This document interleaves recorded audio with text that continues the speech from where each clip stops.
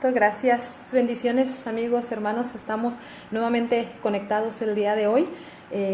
Como cada sábado por la noche, ¿verdad? Estamos transmitiendo enseñanzas, entonces es un gran placer, un gran honor, una gran bendición.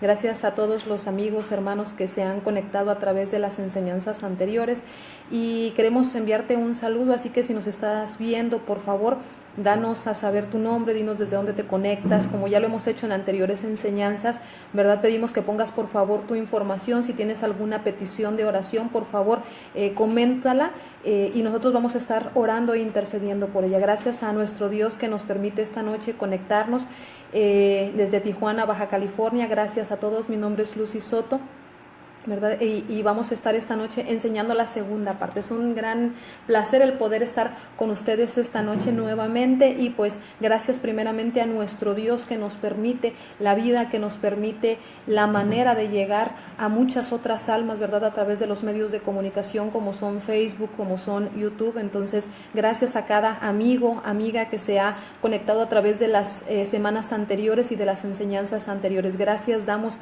a nuestro Dios por la vida de cada persona que se ha conectado. Y si es la primera vez que nos escuchan, te comentamos que este ministerio tiene el objetivo de dar a conocer la expansión del reino de los cielos a través de medios de comunicación. Este ministerio, ¿verdad?, funge de manera gratuita. Le agradecemos a nuestro Dios que pone en nuestra mano la posibilidad de tener trabajo, ¿verdad?, un trabajo que nos da la posibilidad de poder extender el reino de Dios. Esta noche vamos a estar hablando como segunda parte de lo que iniciamos la semana pasada, un tema bastante bueno, ¿verdad? Bastante importante de conocer, que es el tema del rapto o el arrebatamiento de la iglesia. Entonces esta semana quedamos de continuar o de avanzar sobre este tema. Entonces vamos a hacer un breve repaso, mientras que esperamos que más amigos se conecten, ¿verdad? Entonces queremos enviar saludos a nuestra amiga Araceli Carrillo Lira, bendiciones, gracias a ti, amiga, ¿verdad? Y mi hermana, por estarnos escuchando. Comparte por favor este video a todas las personas que están esta noche viéndonos, ¿verdad?, que se acaban de conectar. Ponnos por favor tu nombre, dinos desde dónde te conectas. Hemos tenido conexiones, ¿verdad? No solamente desde México, sino de toda América Latina, de lo que es Estados Unidos, inclusive de lo que son países en el sur de lo que es América, inclusive desde España también hemos tenido conexiones en ocasiones anteriores. Gracias a cada persona que ha estado conectándose y nos ha seguido las enseñanzas. Yo te pido por favor, compártela para que otros también puedan salir bendecidos de esta enseñanza. Entonces, esta noche vamos a dar seguimiento, decíamos. Vamos a continuar con la enseñanza de la semana pasada, que el tema es el rapto de la iglesia, el arrebatamiento de la iglesia, como en otros lugares también se conoce, y vamos a hacer un breve repaso de lo que estudiamos la semana pasada para que aquellos que no pudieron vernos sepan de qué estamos hablando. Primeramente queremos pues bendecir a cada familia, a cada hogar que nos está escuchando, que nos permite entrar hasta sus hogares. Queremos bendecirlos con una oración. Te pedimos por favor dale like, comparte para que otros empiecen a conectarse y puedan escuchar la enseñanza desde el principio. Y pues primeramente vamos a orar entonces, así que yo te pido que por favor inclines tu rostro y vamos a hacer una oración para entregar este tiempo a nuestro Dios y Padre. Por favor, inclina tu rostro.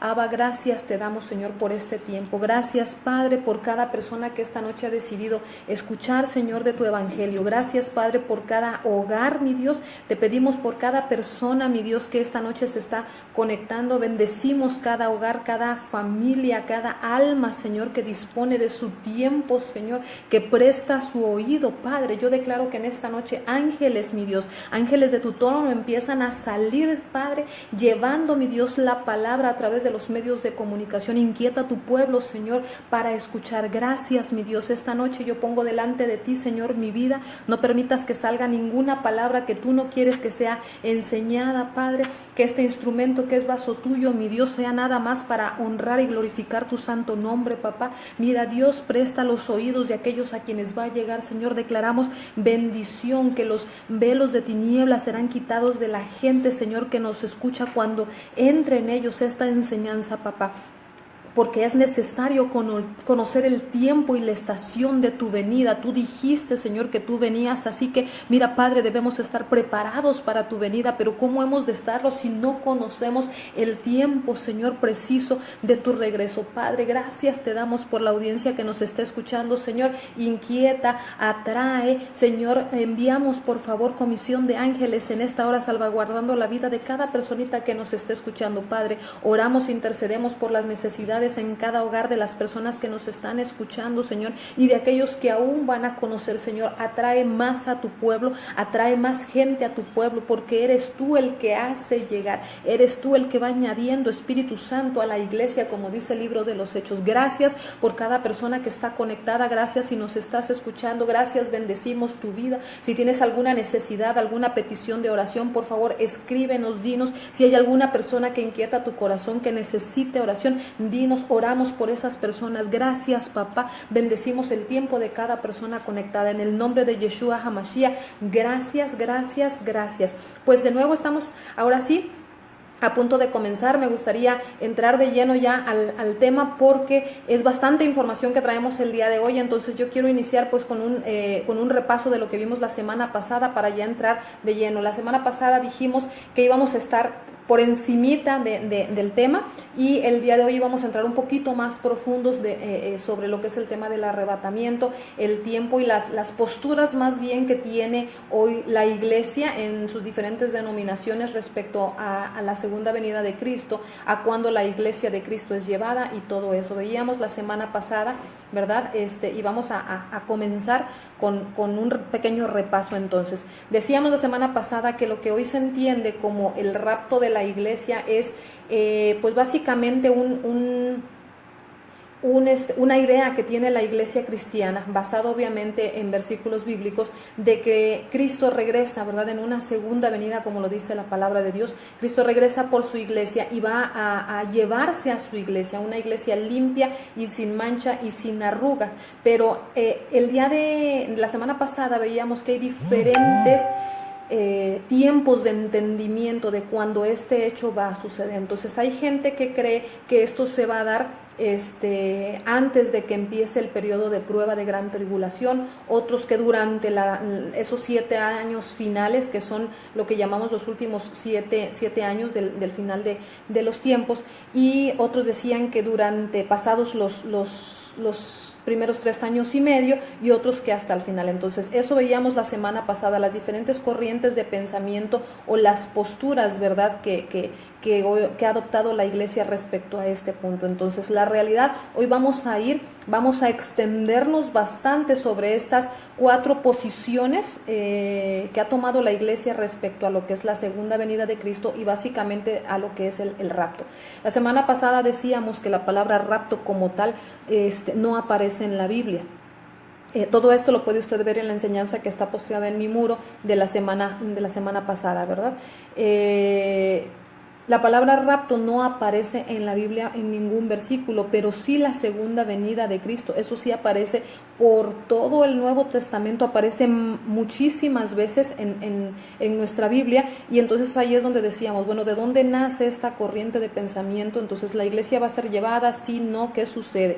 Y veíamos 4 posturas, ¿verdad?, a las cuales le estábamos nombrando como el rapto pretribulación, el rapto media tribulación, el rapto preira y el rapto post-tribulación, ¿verdad? Eso es lo que hoy en la iglesia se conoce como las posturas teológicas o las posturas respecto a lo que va a ser el rapto. Entonces, si usted llega a una iglesia cristiana, forzosa o obligatoriamente esa iglesia va a tener una postura, va a tener una creencia respecto al rapto, pero la idea es ver, realmente profundizar en lo que dice la Escritura sobre este tema. Es cierto que la iglesia va a ser llevada, ¿en qué momento?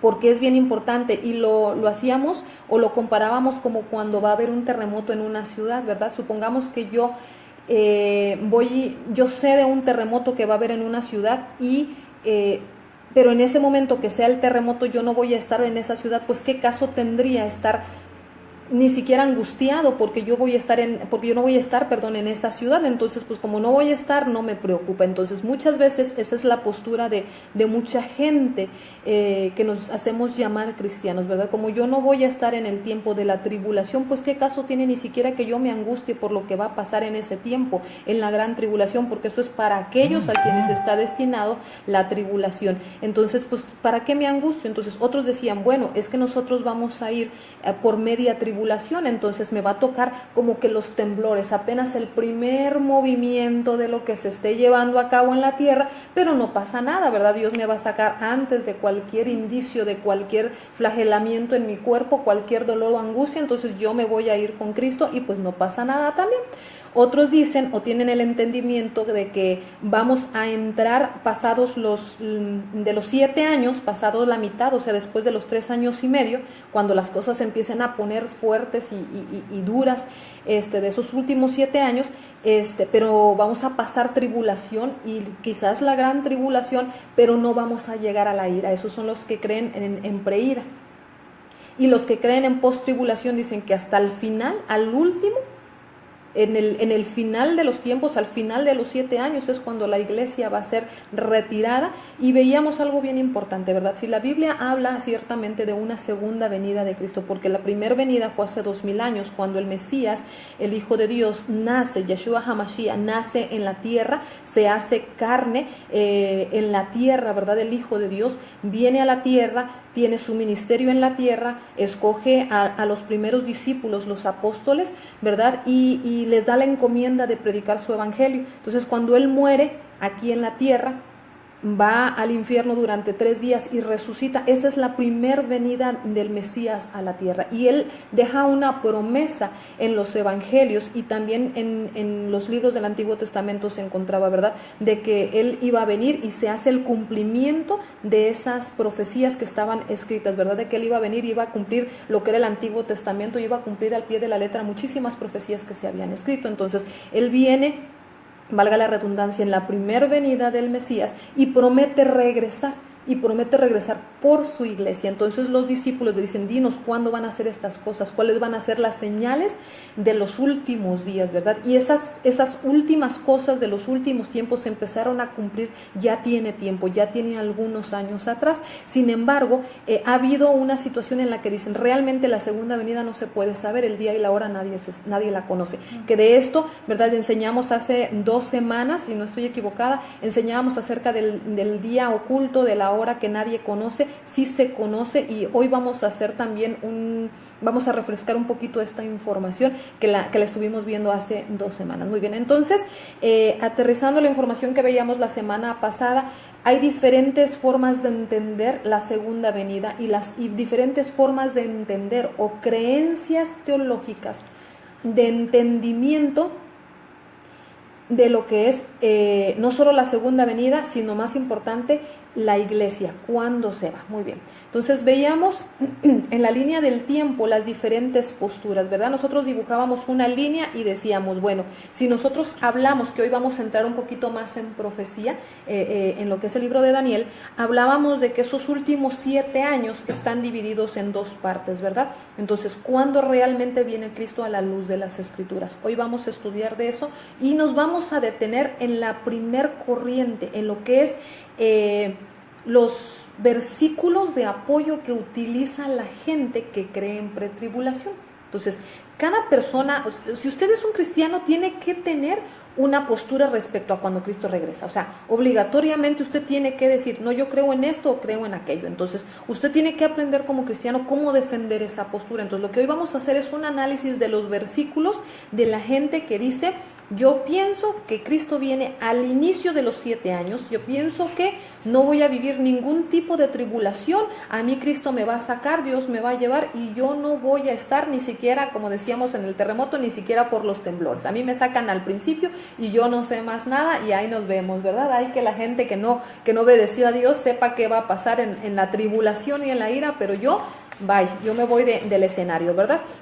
Entonces nos vamos a detener un poco más en esta postura de creencia de las personas y vamos a ir analizando los versículos de esta postura. Entonces,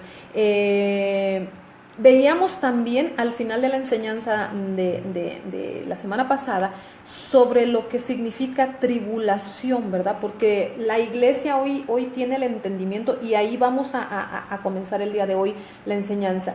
Mucha gente quiere ser sacada de la tribulación porque piensa que tribulación es mala. Piensa y sienten que tribulación, vivir tribulación es algo malo, o es algo a lo que yo no quisiera pasar. Entonces hoy vamos a entrar un poco más a detalle acerca de lo que tribulación es y por qué no es tan mala la palabra tribulación en nuestra vida. Vamos a ver el resultado de lo que tribulación puede resultar en mi vida y por qué hablamos de eso. Muy bien, entonces vamos a comenzar, ¿verdad? Entonces queremos saludar a todos los que se acaban de conectar. Yo veo que ya hay un poquito más de personas conectadas. Gracias a Dios por la vida de cada uno. Y si estás conectado, por favor, danos tu nombre, por favor, para que sepamos que estás conectado y desde dónde nos estás viendo, por favor. Muy bien.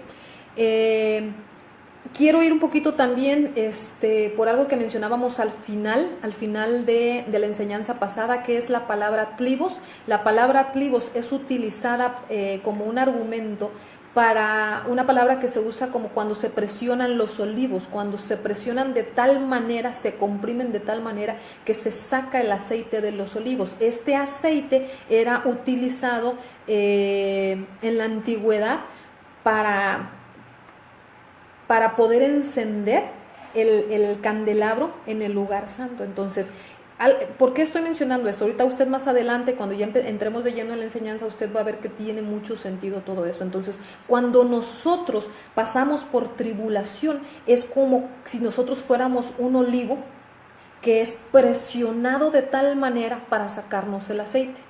Y eso es enseñado en muchas iglesias. Entonces, cuando yo vivo tribulación, soy presionado como un olivo. Entonces, si a mí no me presionan, si a mí no me comprimen, a mí no me sale el aceite.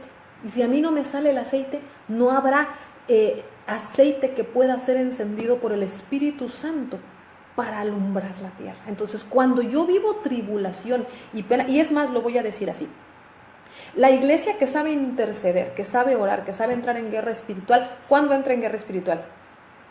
¿Siempre? ¿O cuando hay un problema y está viviendo, verdad?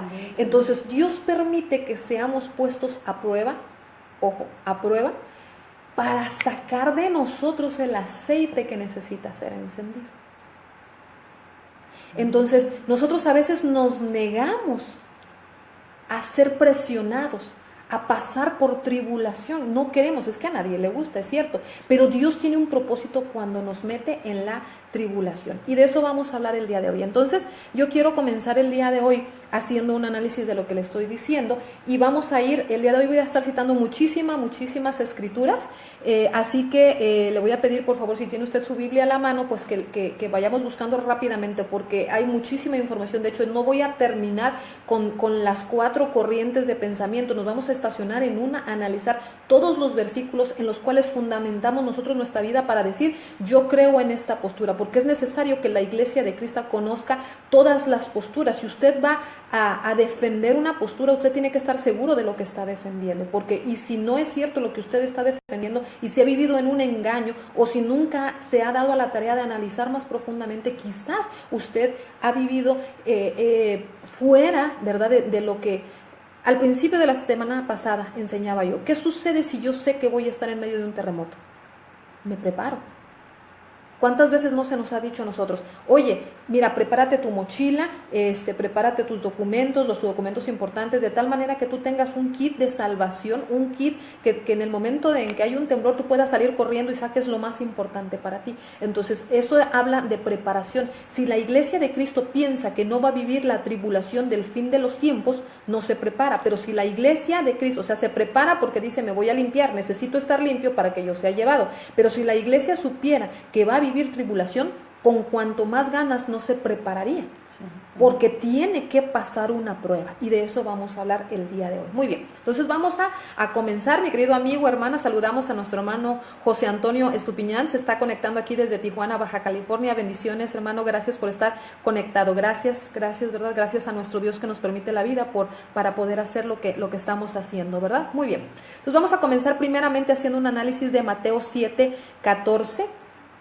Mateo 7:14 en su Biblia. Mateo 7:14. Muy bien. Entonces, Mateo 7:14, yo traigo una pantalla conmigo que nos muestra, a mí me gusta mucho, como yo se lo he dicho en anteriores enseñanzas, me gusta mucho utilizar recursos de internet, en donde yo puedo ir y buscar diferentes versiones de la Biblia, donde yo puedo ir y meterme a la raíz original hebreica, en donde yo puedo ir y consultar, ¿verdad?, otros recursos que a mí me abren un poco más el panorama. Muy bien. Entonces dice así en nuestra Biblia, Mateo 7:14, dice: porque estrecha es la puerta y angosta la senda que lleva a la vida, y pocos son los que la hallan. Ok. En la Nueva Biblia de los Hispanos dice de la siguiente manera: porque estrecha es la puerta y angosta la senda que lleva a la vida.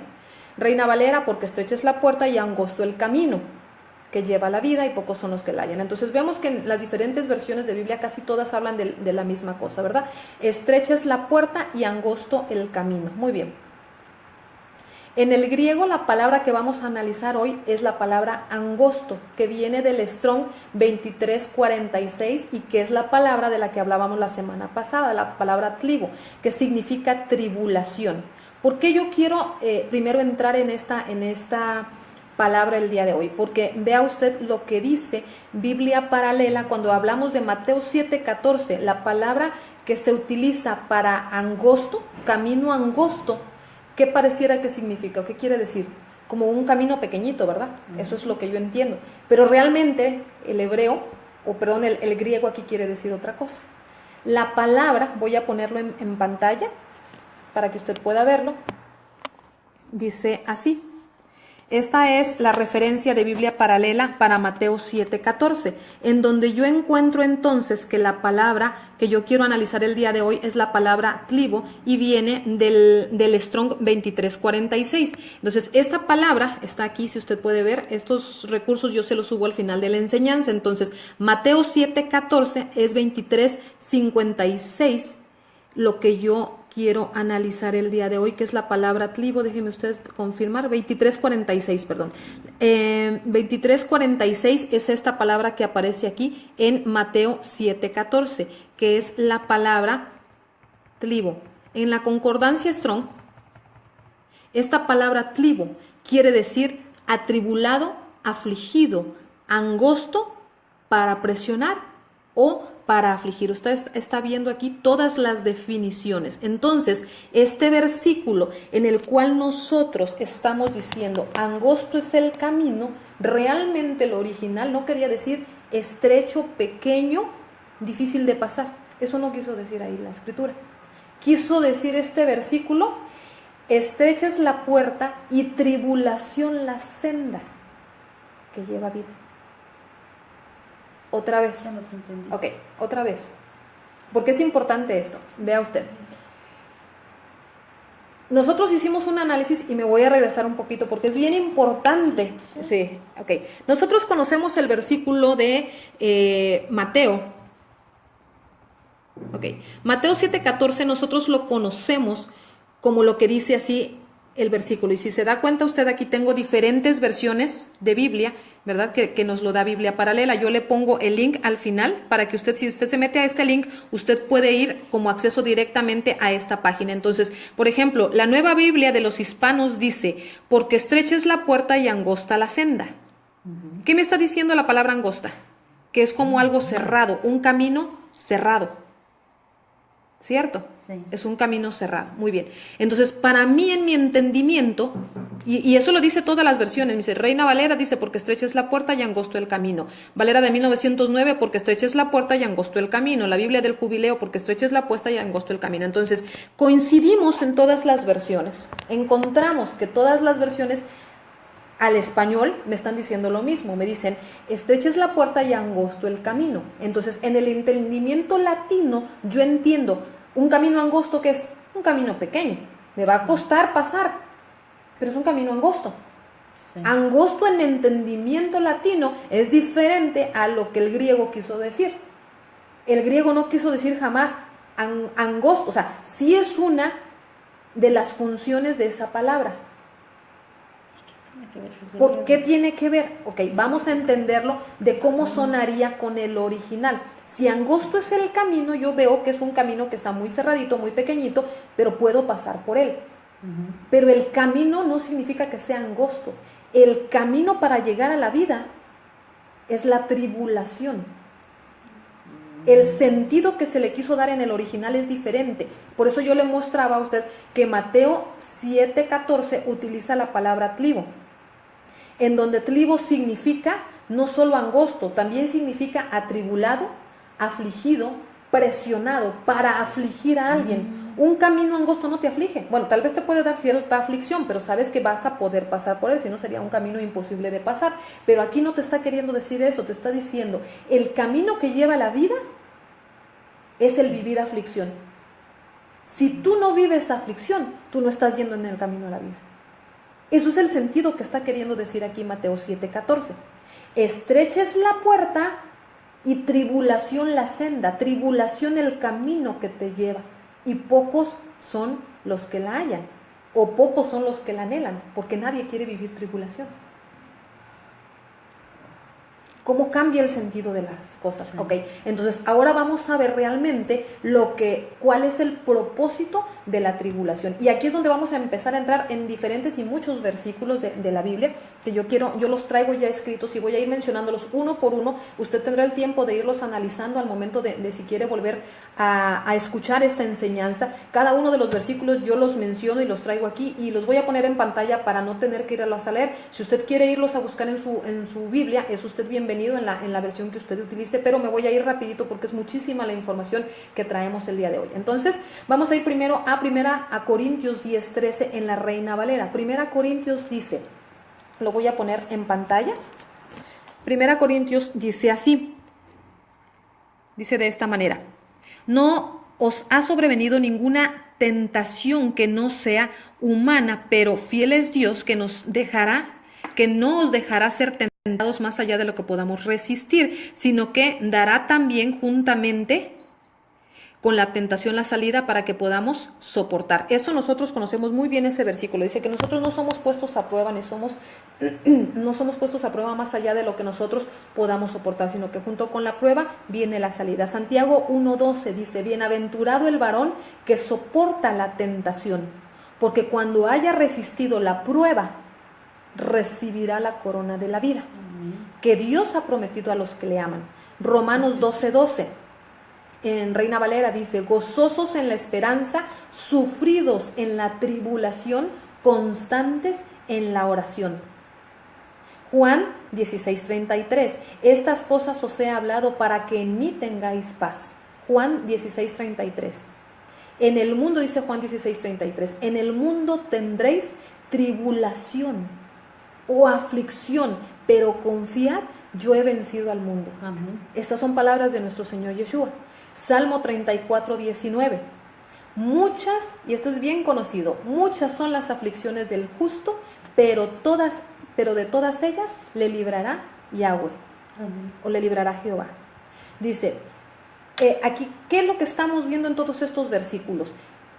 Dios nunca dijo que te va a librar de la tribulación. Nunca dice te voy a sacar. Dichoso el que es atribulado por mí, el que es perseguido por mí. Bienaventurado el que soporta la tentación, porque cuando haya pasado la prueba va a recibir la corona de la vida, dice Santiago 1:12. O sea, no dice, híjole, dichoso al que lo sacaron de la prueba. Dichoso el que se mantuvo en la prueba, durante la prueba. Pero aquí, ¿cuál es la parte importante? Nos han programado para interpretar esto de otra manera. Alguien... y yo lo puedo decir así, quizás alguien que ha creído o que ha venido creciendo, creyendo en la pretribulación, diría, muchas son las aflicciones del justo, pero el Señor las removerá todas. Todas sus aflicciones las removerá. No dice eso la palabra. Eso no es lo que está diciendo. Te está diciendo claramente, dichoso el que se mantiene durante la tribulación. Sigo, Mateo 5, 11 y 12. En la Nueva Versión Internacional dice, dichosos serán ustedes cuando por mi causa la gente los insulte, los persiga y se levante contra ustedes toda clase de calumnias. Alégrense y llénense de júbilo, porque les espera, una gran recompensa en el cielo. Así también persiguieron a los profetas que los precedieron a ustedes. O sea, los que estuvieron antes que ustedes. ¿Qué está diciendo ahí la Biblia? No está diciendo, es que nada más a ti te van a perseguir, es que a todo el que viene en mi nombre sufrió persecución. Ningún justo en la Biblia se salvó de persecución. Ninguno. Es necesario, dice Araceli, es necesario pasar el valle, Hay una razón y hoy la vamos a analizar. Saludos hasta Chiapas, a Pilar Gómez Alcázar, prima, gracias por estar conectada, bendiciones. Muy bien. Segunda Timoteo 3:12, en Reina Valera dice, y también todos los que quieren vivir piadosamente en Cristo padecerán persecución. Ojo con lo que dice aquí. También todos los que quieren vivir, dice Segunda Timoteo 3:12, todos los que quieren vivir piadosamente en Cristo padecerán persecución. O sea, si tú dices, yo vivo una vida piadosa, yo vivo en Cristo, pero nada está pasando en tu vida. Wow. Si nada está pasando en tu vida, es porque tú no estás molestando al enemigo, no estás haciendo la obra que te mandaron a hacer. Si tu vida está en paz, wow, ¿verdad? Muy bien. Todo es con propósito. Todo lo que pasas en tu vida, toda la tribulación, las pruebas que tú afrontas, todo tiene un propósito. Deuteronomio 8:2 en Reina Valera, en 1960, Reina Valera de 1960 dice así, y te acordarás de todo el camino por donde te ha traído Yahweh tu Dios, estos 40 años, esto es Dios diciéndole al pueblo de Israel durante los 40 años que estuvo en el desierto, dice, te acordarás de todo el camino por donde Dios te ha traído estos 40 años en el desierto para afligirte, para probarte, para saber lo que había en tu corazón. Si sabías de guardar, si habrías de guardar o no sus mandamientos. O sea, Dios te pasa por la prueba con un propósito. ¿Para qué? ¿Para qué te aflige? ¿Para qué te prueba? Para saber lo que hay en tu corazón, para saber si vas a guardar o no su mandamiento. Amén. Qué tremendo propósito tiene entonces vivir tribulación. Y dice el versículo 3, Deuteronomio 8:3, y te afligió y te hizo tener hambre. ¿Cómo? O sea, Dios metió en ayuno a su pueblo. ¿Para qué lo metió en ayuno? ¿Qué no se supone que Dios me va a dar todo, bendición, abundancia y sobreabundancia? Ahí está diciendo Deuteronomio, y te hizo tener hambre y te sustentó con maná, comida que no conocías tú ni tus padres la habían conocido. ¿Para qué? Dice Deuteronomio, para hacerte saber que no solo de pan vivirá el hombre, mas de todo lo que sale de la boca de Yahweh vivirá el hombre. Wow. O sea, y estas son las palabras que usó mismo Yeshua, nuestro rey, mucho tiempo después, cuando vino la tentación a él, cuando estuvo en ayuno, solo en el desierto. Le dijeron, convierte estas piedras en pan. Tienes hambre, ¿no? Conviértelas, tú las puedes, tienes el poder, le dice el diablo a nuestro Yeshua. Tú lo puedes hacer. Viene la tentación y dice, no solo de pan vivirá el hombre, sino de toda palabra que sale de la boca de Yahweh. Versículo 5 de Deuteronomio dice, reconoce a sí mismo en tu corazón como que castiga al hombre, reconoce a sí mismo en tu corazón como que castiga el hombre a su hijo, así Yahweh tu Dios te castiga. Voy a regresar. Deuteronomio 8:2 hasta el 5 dice de la siguiente manera, lo acabo de leer ahorita, voy a regresar. Dice, y te acordarás de todo el camino por donde te ha traído Yahweh tu Dios estos 40 años en el desierto para afligirte, para probarte, para saber lo que había en tu corazón. si habías de guardar o no sus mandamientos. Y te afligió y te hizo tener hambre y te sustentó con maná, comida que no conocías tú ni tus padres que no la habían conocido, para hacerte saber que no solo de pan vive el hombre, mas de toda palabra que sale de la boca de Yahweh vivirá el hombre. El 5 dice así: reconoce a sí mismo en tu corazón a Dios como el que castiga, como el hombre que castiga a su hijo, así Jehová Dios castiga. O sea, no es castigo aquí la palabra, es disciplina. Dios disciplina, dice la palabra, al que ama. Entonces, ¿por qué Dios te permite entrar en una tribulación o en una prueba? Es como el papá, exactamente, que está disciplinando a su hijo. Y lo disciplina porque lo ama, si no se va a torcer. Si Dios no nos amara, entonces no nos permitiera entrar en tribulación y en aflicciones. Saludamos bendiciones a nuestra querida hermana pastora Flor Pérez Velasco hasta Chiapas. Bendiciones, pastora, gracias por estar conectada con nosotros. Bendecimos a su vida, a su familia y a toda la iglesia de Cielos Abiertos en Comitán, Chiapas. Bendiciones, mi querida pastora. Ok, continuamos. Entonces, estábamos sobre lo que es tribulación, ¿verdad? ¿Cuál es el propósito entonces de vivir tribulación en nuestra vida? Saber lo que hay en nuestro corazón. Es como una manera que Dios tiene para refinar el oro. Es una manera para evaluar, es como una báscula en donde Dios dice: voy a pesar tu corazón, voy a saber lo que hay de veras en tu corazón. Esto es lo que está diciendo aquí. Entonces, la tribulación que Dios te permite vivir es para que Dios sopese tu corazón a ver de qué está hecho. En tribulación, ¿guardarás o no guardarás mis mandamientos?, dice Deuteronomio. Debemos entender aquí algo bien importante. Dios permite que nosotros seamos presionados, que seamos probados o presionados como olivos para que nos salga aceite. Lo que decíamos hace rato, aceite puro, digno de ser encendido por el Espíritu de Dios en el lugar santo. Si nosotros no somos presionados, no saldrá ningún tipo de aceite de nosotros. Primera de Pedro 4:16, yo le dije que el día de hoy íbamos a estar por mucha escritura, ¿verdad? Muchos versículos. Y esto es simplemente versículos que están en su Biblia, que usted los puede consultar, ¿verdad? En el momento que usted guste. Primera de Pedro 4:16 al 18 dice así: pero si alguno padece como cristiano, no se avergüence, sino glorifique a Dios por ello.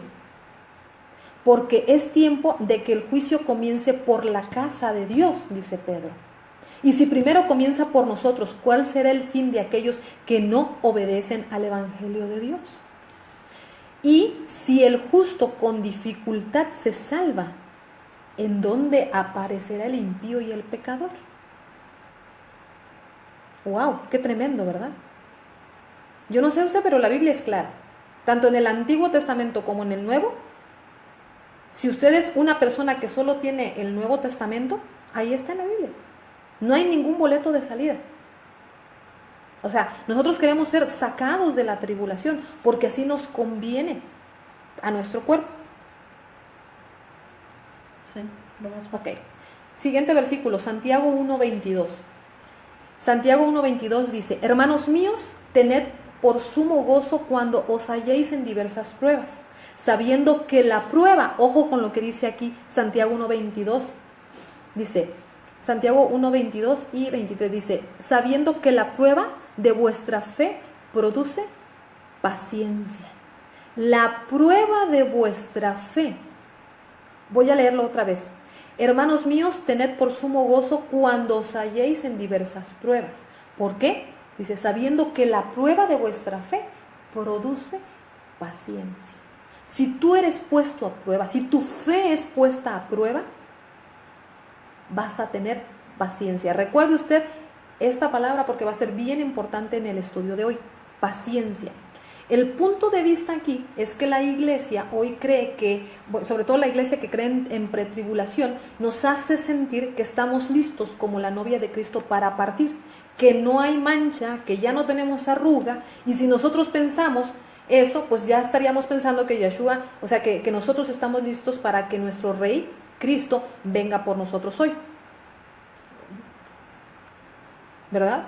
Dice aquí santo, o sea, es que es la realidad. Si yo pienso que ya estoy listo, si ya pienso que no tengo pecados, yo ya estoy listo. O sea, ¿qué pasaría si Él viniera hoy? ¿Ya estoy listo? ¿realmente yo ya estoy listo? Ahora, mi pregunta es, piense en todos los pecados que usted no ha confesado. El pecado que actualmente usted está viviendo, ese solamente usted lo conoce. O pecados que usted permite en su vida, en su familia, en su iglesia. Piense usted en eso. ¿Usted partiría con Cristo si Él regresara hoy? El no querer tribulación en nuestra vida para ser probados es arrogancia. Porque nos hace pensar que nosotros ya estamos listos. O sea, deberíamos desear ser puestos en tribulación, porque eso me va perfeccionando, eso me va limpiando, eso me mete a la guerra, eso me hace querer ser más santo. Entonces, cada vez que Dios me pone en prueba, cada vez que me está probando, me está refinando, dice, como Amén. oro que pasa por el crisol. Entonces yo empiezo a ser refinado, me están quitando la suciedad a través de la prueba. Amén. Apocalipsis 3:10. Por cuanto has guardado la palabra de mi paciencia. Y este versículo nosotros lo veíamos la semana pasada. Por cuanto has guardado la palabra de mi paciencia, dice Yeshua, yo también te guardaré de la hora de la prueba que ha de venir sobre el mundo entero para probar a los que moran sobre la tierra. La semana pasada veíamos que la palabra guardar en el original no significa sacarte, significa mantenerte, sustentarte a través de o durante.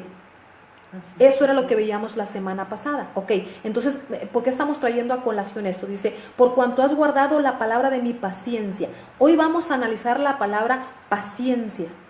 Hoy vamos a entrar en el detalle de la palabra paciencia, porque aquí usted va a ver algo bien importante que hoy yo sé que le va a cambiar el entendimiento de su fe. Vea usted, Mateo 26, 40 al 41. Ok, este versículo lo quiero buscar en la Biblia, Mateo 26. Si usted tiene su Biblia digital o física, Mateo 26, 40 al 41. Ojo con lo que vamos a entrar ahorita. Mateo 26, 40 al 41. Yo voy a leer en la Biblia versión Peshita. Dice así: acercándose luego a sus discípulos, los encontró durmiendo y dijo a Pedro: ¿así que no pudieron velar conmigo una hora? Manténganse alertas y oren para que no entren en tentación. Mantente alerta y ora para que no entres en tentación. El espíritu está dispuesto, pero la carne es débil, dice. ¿Ok? La Reina Valera dice muy parecido a esto. Dice así: volvió luego a sus discípulos y los halló durmiendo y dijo a Pedro: así que no habéis podido velar conmigo una hora, velad y orad para que no entréis en tentación. El espíritu a la verdad está dispuesto, pero la carne es débil. Ok, vamos a detenernos aquí. ¿Cuál fue la tentación de Yeshua HaMashiach? Dice: velad y orad para que no entréis en tentación. Si está hablando de tentación, ¿cuál fue la tentación aquí de nuestro amado Cristo? La tentación era pedirle al Padre que no lo hiciera pasar a través de la prueba, a través de su hora de tentación. Su prueba fue: Dios, arrebátame, sácame de aquí, sácame de esto. Yo soy tu hijo, no permitas que yo tenga que sufrir por toda esta gente que me quiere condenar. Eso era lo que estaba corriendo por su mente. ¿Cómo lo sé? ¿Por qué lo dijo en su oración? Padre, no quiero hacer esto, pero que no se haga mi voluntad. ¿Cuál era la voluntad entonces de Yeshua? Él no irá a través de la hora de tentación. Esa era su voluntad. Pero le dice al Padre: pero que se haga tu voluntad. ¿Cuál era la voluntad del Padre? Que pasara a través de la hora de tentación. ¿Hasta aquí vamos bien? Ojo con esto. Entonces, la voluntad a veces de nosotros, por eso decía, la carne es débil. Oren, manténganse despiertos, estén alertas. Porque la carne, dice, el espíritu está dispuesto, pero la carne es débil. Entonces, mi carne es la que me va a querer hacer. O sea, pues es que ¿quién va a querer que te claven clavos en tus manos, que sufras dolor? Nadie quiere eso. Nadie va a querer eso. Entonces, la hora de tentación de nuestro amado Cristo fue: sácame de aquí. Por favor, yo no quiero sufrir esto, pero que no se haga mi voluntad, sino que se haga tu voluntad. Él no quería beber la copa, y Él lo dice claramente. ¿Había pecado en eso? No había pecado en eso, porque no eran sus pecados, eran los pecados de toda la humanidad. O sea, ni siquiera estamos hablando de una disciplina ¿qué puedo decir? No estamos hablando de una disciplina por algo que él hubiese cometido. Él traía una comisión y había un propósito con su llamado y con su venida. Ese propósito era, ¿cuál? El vivir esa hora de tentación. Ese era, su prueba era llevarse consigo todos los pecados de la humanidad. Pero él vive una hora de tentación. Entonces, en el Getsemaní tú lo encuentras orando de tal manera, decir, ¿sabes qué? Mi hora de tentación es no pasar la hora de la prueba. Mi tentación, yo estoy tentado de decirle al Padre, y se lo dije a mi Padre, no quiero esto, pero que no sea mi voluntad, que se haga tu voluntad. Entonces estamos hablando de dos voluntades diferentes. La voluntad del Hijo era, ¿sí?, no pasar por esa hora. Porque sabía lo que le esperaba. Porque sabía lo que venía. Él sabía a lo que venía y lo que le esperaba, lo que continuaba. Pero dijo, pero que no se haga mi voluntad, que se haga tu voluntad. La voluntad del Padre era que sí entrara en la hora de la tentación, en la hora de la prueba. Qué tremendo, ¿verdad? Porque Dios sabía, Yahweh sabía lo que traería a través de la prueba. Algo, cuando Dios te mete en una prueba es porque el resultado de la prueba va a ser algo que tú no tienes todavía. Es un empoderamiento tal que tú no lo tienes antes de la prueba. Entonces, cuando Cristo es fusionado con la humanidad a través de la copa, cuando Él es fusionado con todo el pecado de la humanidad, fue presionado como un olivo. Y lo que salió no fue otra cosa sino muerte. Lo que salió de Él fue muerte. Pero 3 días después, cuando Dios a través de su Espíritu lo trae a la vida, todo el mundo se regocija. ¿Por qué? Porque Él decidió no rendirse a través o al momento de la hora de la tentación. Porque ahora lo que Él lo que dio a luz, lo que trajo fruto después de la fusión con todo el pecado fue muerte. Pero después de los 3 días trae vida como resultado.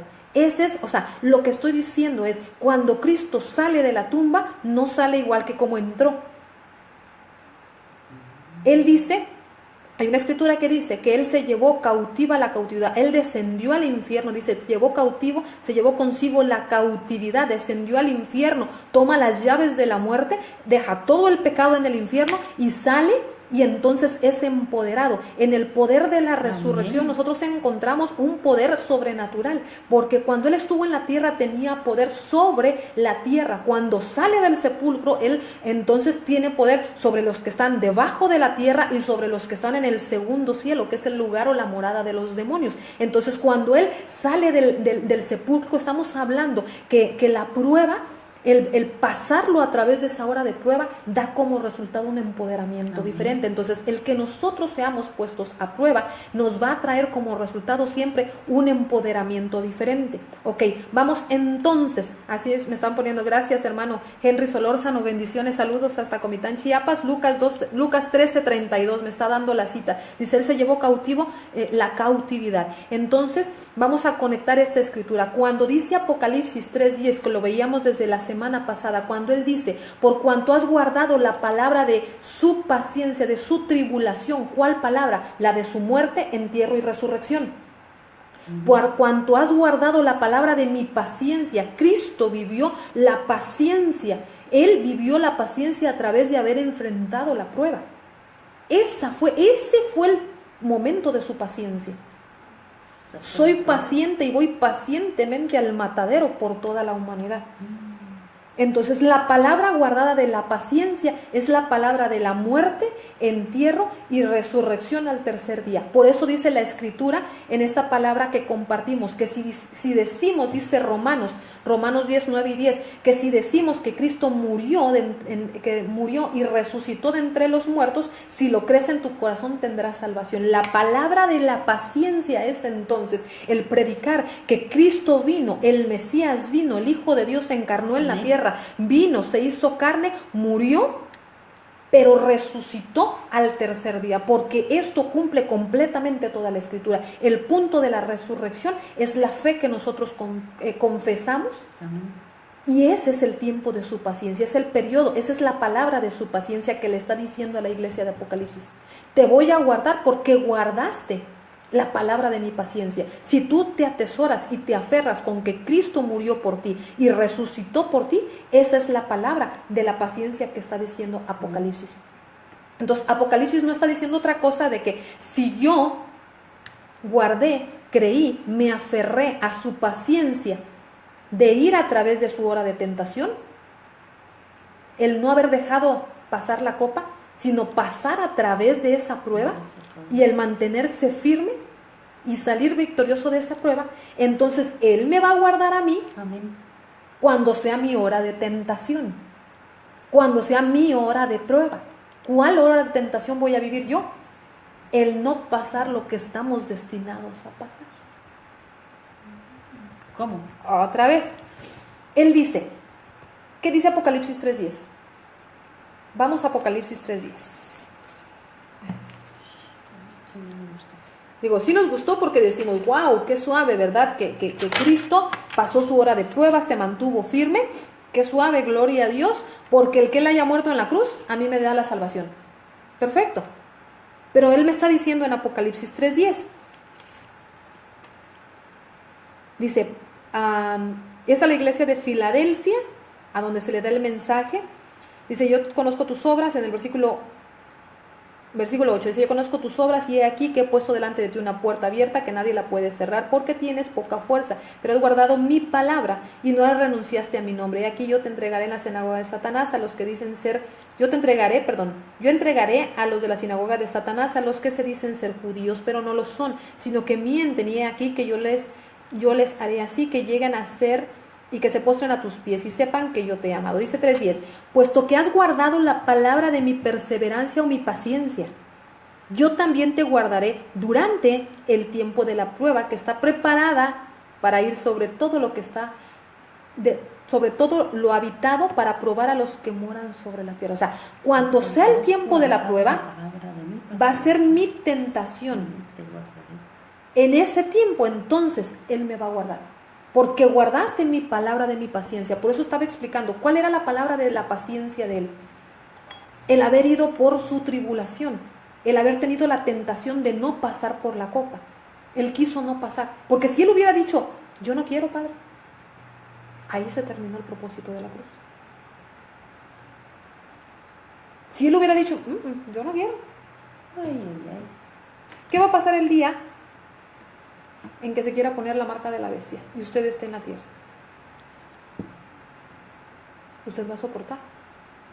Y si la pena es muerte, usted va a soportar.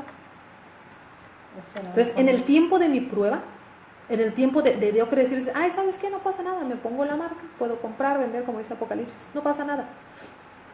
Wow, qué tremendo, ¿no? Ok, más escrituras que apoyan la pretribulación. Hay escrituras que dicen que el día y la hora nadie lo conoce, y otras que dicen que deben pasar 1260 días después de que el anticristo profane el templo. Y esto da como base a la gente que cree en pretribulación de que van a haber dos acontecimientos diferentes. Pero como ya creen en pretribulación, tienen que justificar cómo sucede todo esto. Voy a repetirlo. Hay una escritura que dice que el día y la hora de la venida nadie la conoce. Esto es algo que ya explicamos en 2 enseñanzas atrás. Usted la puede encontrar disponible en mi muro. Entonces, hay gente que dice, el día y la hora nadie la conoce. El día de su venida nadie la conoce. Y hay otra escritura que dice que pasarían 1260 días, que son 3 años y medio, después de que el anticristo profane el templo o el lugar santo. Entonces, ellos dicen que esta referencia hace o apunta hacia dos acontecimientos distintos en el tiempo, porque ya creen en pretribulación. Entonces vamos a ver, por eso decíamos, vamos a analizar cada uno de los versículos de aquellas personas que creen en pretribulación. Como quien dice, cuando el chancla se siente, el anticristo, en la abominación desoladora, y vamos a verlo ahorita el versículo, vamos a analizar ese versículo también. Ok. Ahí comienza los 1260 días, que son los 3 años y medio después. Ahorita vamos para allá y vamos a ver de dónde sale la parte de los 7 años. Mateo 24:36 en Reina Valera dice: pero el día y la hora nadie lo sabe, ni aun los ángeles en los cielos, sino solo mi Padre. Y ojo con lo que dice aquí, nadie lo sabe, pero no dice nadie lo sabrá. El día y la hora nadie la sabe. En el momento en que nuestro Yeshua, nuestro Cristo, hablaba, decía, el momento y la hora nadie la sabe, mas no dice nadie la sabrá o nadie la conocerá. Acuérdense que la Biblia dice también, Dios no hace nada, sino que primero lo revela a sus profetas. Ok. El 37 de Mateo, el versículo que estábamos leyendo ahorita, Mateo 24:37 dice: mas como en los días de Noé, así será la venida del Hijo del Hombre. Okay. Aquí no hay ningún tipo de contradicción. ¿Por qué? Porque los que caminan en luz sabrán qué cosa, el tiempo de su venida. Eso lo analizábamos en la enseñanza que ya vimos sobre la segunda venida de Cristo. Primera Tesalonicenses 5 del 1 al 4 dice: pero acerca de los tiempos y de las ocasiones no tenéis necesidad, hermanos, que yo os escriba, porque vosotros sabéis, Primera Tesalonicenses 5 del 1 al 4, porque vosotros sabéis perfectamente que el día del Señor vendrá así como ladrón en la noche. Porque dice que cuando digan paz y seguridad, entonces vendrá sobre ellos destrucción repentina, mas como los dolores a la mujer encinta, y no escaparán. Ojo con el versículo 4, mas vosotros, hermanos, no estáis en tinieblas para que aquel día os sorprenda como ladrón.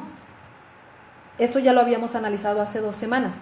Dice, los únicos que van a ser, que no sabrán o que van a ser sorprendidos son los que andan en tinieblas o en oscuridad, porque no conocen ¿qué? No conocen los tiempos y las estaciones. Entonces, ¿para quién llega como ladrón en la noche? ¿Para quién va a ser? Que no conocen, los que están Génesis, en así es, los que están en oscuridad, los que están en tinieblas, ¿de qué? De las estaciones. ¿Cuáles estaciones? Vamos a entrar allá. Génesis 1, 14 al 19. Génesis 1, 14, perdón. Génesis 1:14 dice así: luego dijo Dios, haya lumbreras en la expansión de los cielos para separar el día de la noche y que sirvan de señales para las estaciones, para los días y los años. La palabra estaciones aquí es la palabra que aparece en la concordancia Strong como la 4150. La palabra 4150 es la palabra Moed. Yo la he explicado esto ya en lo que es la enseñanza del calendario de Dios, ahí va usted a encontrar toda la explicación de esto. Okay. Entonces, la palabra Moed en la concordancia Strong es la palabra en hebreo 4150 en el diccionario Strong, y dice de esta manera: la palabra que nosotros entendemos en el español o los latinos que conocemos como estaciones, en el original hebreo dice que significa la palabra Moed testimonio, solemnidades, es un tiempo, una hora señalada, un lugar de reunión. Significan solemnidades, ¿sí? Un lugar de reunión, ya dijimos, testimonio, solemnidades, tiempo señalado, tiempos, festividades, fiestas, compañía, concertados, una hora determinada, una estación, perdón, las lunas, inclusive significa sinagogas. Entonces, ¿de qué estamos hablando aquí? Y la mayor explicación de esto lo va usted a poder encontrar en esa enseñanza. Dios está hablando, cuando hablamos y aquí algo bien importante, la palabra estaciones en aquel tiempo no podía funcionar como lo que hoy conocemos nosotros como estaciones, primavera, verano, otoño, invierno, porque al principio no habían estaciones. No había un otoño, no había un invierno, no había una primavera. Era todo hermoso como en el jardín. Era todo un mismo clima, era hermoso. Entonces no había variación. ¿Ok? Muy bien. Entonces, cuando nosotros estamos hablando de estaciones, la Biblia habla de ciertos tiempos de reunión de Dios con su pueblo. Dios dice, yo te voy a dar la forma de que tú sepas medir el tiempo, para que conozcas los tiempos cuando tú te debes de reunir conmigo. Te voy a dar ciertas festividades, te voy a dar solemnidades, tiempos específicos de reunión. Como le digo, esta explicación usted la va a poder encontrar más a detalle en la enseñanza que tenemos en el muro acerca del calendario del Creador. Entonces, cuando nosotros estamos hablando de que Dios habla de los tiempos o los muedines o los tiempos de reunión, estamos hablando de esto, de las fiestas señaladas. Primera Tesalonicenses dice, acerca de esto no hay necesidad de que yo les enseñe, dice el apóstol Pablo. ¿Por qué? Porque se supone que ustedes saben cuándo estoy dispuesto a regresar. Porque se supone que lo debes de saber de memoria. Ya lo debes de saber de memoria. Tú debes de conocer el tiempo y el moed. Tú debes de conocer el tiempo y la estación de su venida. Los tiempos de reunión, dice Dios, míos y tuyos. El tiempo es como cuando te sincronizas con alguien, cuando dices, a ver, pon tu cronómetro, ya tienes la hora, sí, en tanto tiempo nos vamos a ver en tal lugar, perfecto, pon tu cronómetro, pum, y le picas, y sabes que tienes tanto tiempo para volver a ver a esa persona. Es exactamente lo mismo. El calendario de Dios, las fiestas de Dios, que se mencionan en Levítico 23, hacen esto. Es un tipo de cronómetro de Dios con su pueblo, que el que entiende de las fiestas sabe que son tiempos de reunión. Lo que pasa es que nosotros hemos crecido bajo un tipo de adoctrinamiento diferente, porque así se nos enseñó. Pero usted puede ir a la Escritura, usted puede ir a ver el calendario de Dios, cómo funciona. Y aquí algo bien importante sobre esto, va a poder usted entender las fiestas de la primavera y del otoño descritas en Levítico 23, como le decía.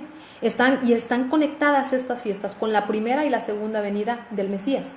Las 4 primeras fiestas ya se cumplieron en la primera venida, y las últimas 3 están por cumplirse, que son las fiestas del otoño. Esas todavía no se cumplen. Ok, muy bien, entonces Apocalipsis 3:3 dice, acuérdate pues de lo que has recibido y oído, y guárdalo, y arrepiéntete, pues si no velas, vendré por ti como ladrón, y no sabrás a qué hora vendré sobre ti. Si nosotros lo leyéramos diferente, que esto lo vimos en una enseñanza anterior también, diría de la siguiente manera. Al leerlo al revés, diría, tú sabrás a qué hora vendré sobre ti, no vendré como ladrón en la noche si estás velando, y si te arrepientes y guardas lo que has recibido y oído.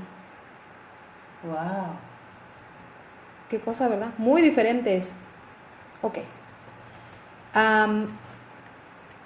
Si Yeshua nos sorprende en su segunda venida, es porque nosotros estábamos afuera de la Escritura. Por eso fuimos sorprendidos, porque estábamos en tinieblas, en oscuridad, dice Tesalonicenses. Sí. Para los que son de la luz, esto es claro. Entiendes el tiempo de la venida, si eres hijo de la luz. Si esta leche no la digerimos, ¿cómo sacó esta azúcar? Viene solamente como ladrón para los que no obedecen lo que han escuchado. Ahora bien, ¿cuál es la estación de su venida? Vamos a entrar en eso. ¿Cuál es la estación de su venida? Si es una estación específicamente, o un festival, o una hora señalada, ¿cuál o durante qué festividad vendrá Él? Ok, voy a mostrarle una pantalla donde vienen las fiestas, y a mí me agrada esto, porque nos da un entendimiento un poquito más concentrado, como un resumen. Ok, entonces aquí nosotros podemos ver acerca de las fiestas y el cumplimiento, el calendario profético de Dios. Nosotros vemos las fiestas como las siguientes que se mencionan aquí. La primera es Pascua o la fiesta de Pesaj, que ya tuvo su cumplimiento, o sea, es cuando se comía cordero, que fue cuando, exactamente, que fue cuando Israel es sacado de la esclavitud de Egipto. Luego venía la fiesta de los panes sin levadura. ¿Ok? Y aquí, bueno, vamos a ir también haciendo un repaso acerca del tiempo del cumplimiento. Pascua, que es la fiesta de Pesaj, cuando ofrecían al Cordero, esta fiesta ya se cumplió. Fue cuando Cristo muere en la cruz. Es el Cordero de Pascua, el Cordero entregado por toda la humanidad. ¿Ok? Panes sin levadura. Esta fiesta trata de sacar toda la levadura de nosotros.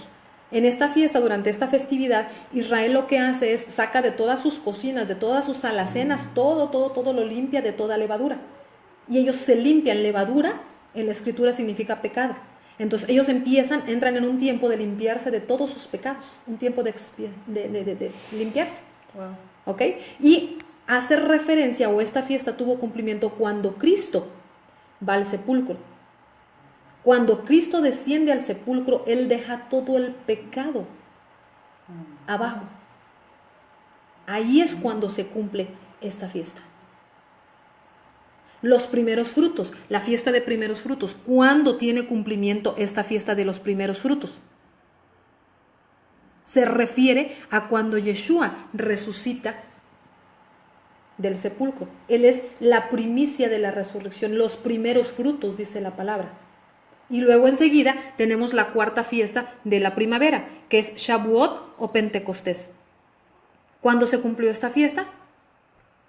Cuando los discípulos estaban en el aposento alto y viene el Espíritu Santo. Recordemos que nuestro Señor Yeshua les dijo, no se vayan de Jerusalén porque viene sobre ustedes un ayudante. Antesito de ascender, Él les dice, no se vayan porque está a punto de venir sobre ustedes el ayudante. Entonces, este ayudante nos iba a dar un empoderamiento para extender el evangelio del reino. Y esta fiesta se cumplió y está descrito en el libro de los Hechos, cuando vino sobre cada uno de los que estaban en el aposento alto, como lenguas de fuego se puso sobre su cabeza el Espíritu Santo. Muy bien, entonces las primeras 4 fiestas, Pascua, pan sin levadura, primeros frutos y Shavuot, que es Pentecostés, ya se cumplieron. Las fiestas del otoño son las que van a venir, todavía van a ser cumplidas. ¿Y cuáles son estas? Son fiesta de Yom Teruah o la fiesta de trompetas. Enseguida tenemos la fiesta de Yom Kippur o el día de la expiación. Y finalmente tenemos, que para esto les voy a decir, Yom Teruah, la fiesta de trompetas, es una fiesta que sucede en el día y la hora que nadie sabe. En Israel así se menciona. Sucede durante la noche previa, o sea, vamos a ser específicos. Todas las fiestas suceden durante lo que es luna llena, normalmente, porque es cuando la luna está en su máximo esplendor. ¿Cómo lo sabemos esto? El calendario de Dios funciona con una sincronía a través de la luna. Entonces, dependiendo de las etapas de la luna, es cuando el mes inicia.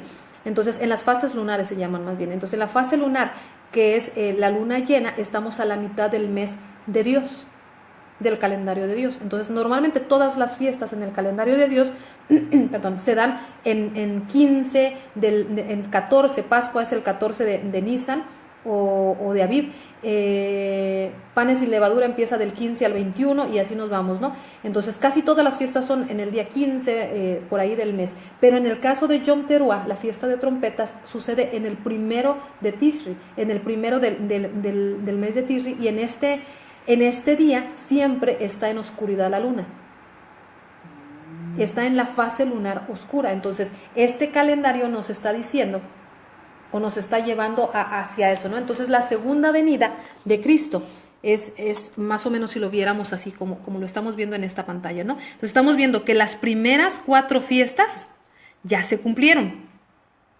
¿sí? Se cumplieron al momento de que Cristo está en la cruz, ¿sí? Al momento de que Cristo está muerto y se lleva la levadura de la humanidad. Cuando desciende en la tumba, se cumple entonces la fiesta de panes sin levadura. En los primeros frutos es en el tiempo de la resurrección. Y la fiesta de Pentecostés es cuando desciende el Espíritu Santo, ¿verdad?, sobre los primeros discípulos. Sin embargo, la fiesta de Yom Teruah, la fiesta de trompetas, es cuando se supone es la segunda venida de Cristo. Porque Yom Kippur, que es el día de expiación, es el día de purga, es el día de juicio. ¿Cómo? Ese todavía está por venir. Esa fiesta todavía está por cumplirse en el tiempo del juicio de Dios.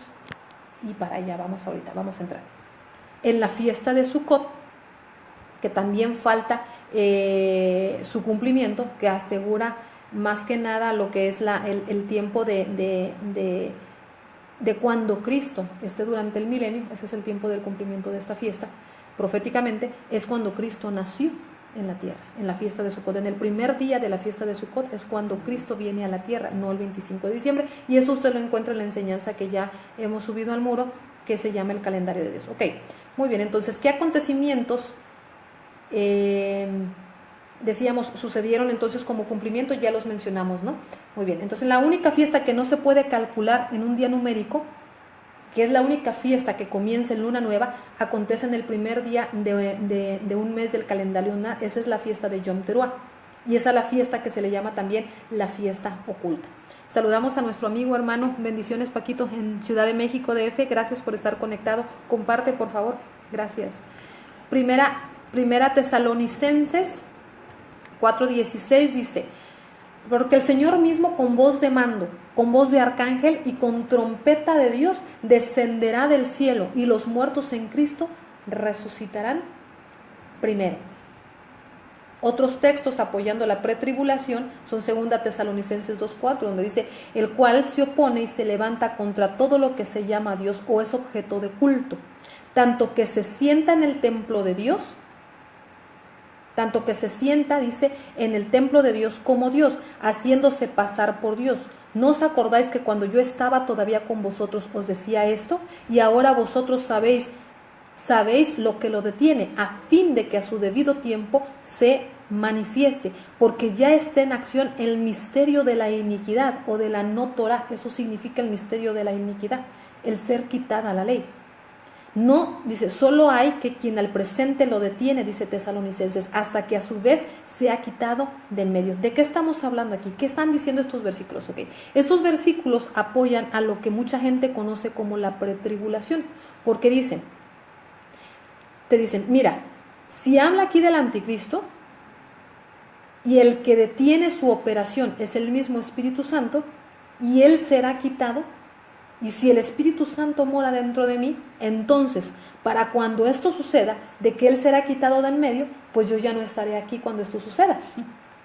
Eso es lo que la gente te dice, apoyando la pretribulación. O sea, que el rapto va a suceder en pretribulación. Pero vamos a analizarlo. El verso dice que la restricción es quitada de en medio.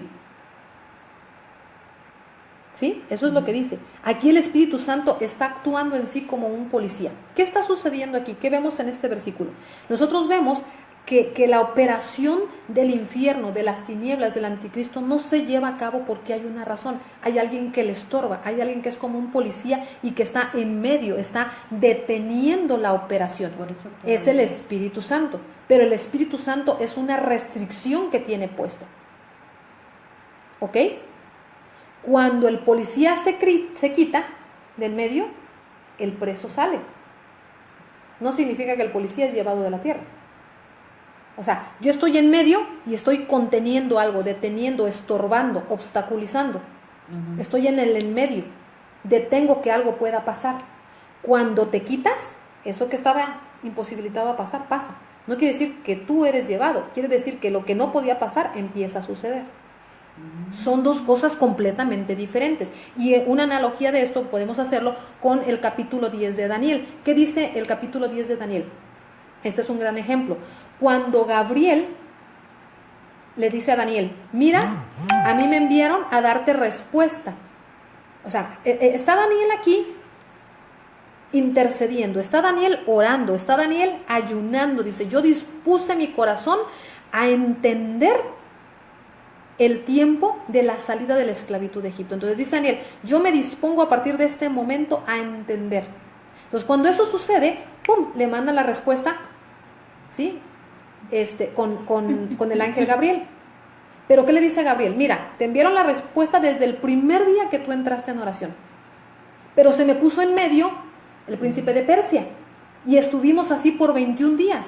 Hasta que Miguel vino y le da una paliza al príncipe de Persia, entonces yo pude venir a traerte la respuesta. O sea, pero no, o sea, aquí ¿cuál es la situación? El Espíritu Santo es un medio de contención.